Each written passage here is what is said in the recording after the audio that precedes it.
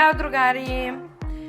Evo približava nam se 8. mart i mislim da bi ovako nešto bilo lepo da napravite za svoju majku ili baku ili možda čak i učiteljicu.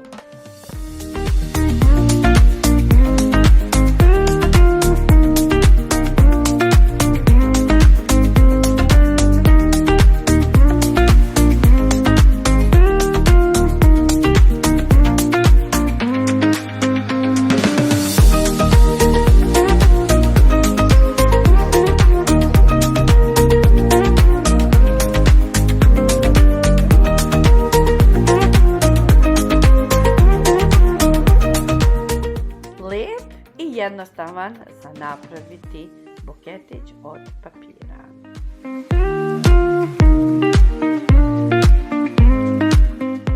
Nadam se da ste uživali u mom videu i da vam se sviđa moj buketić.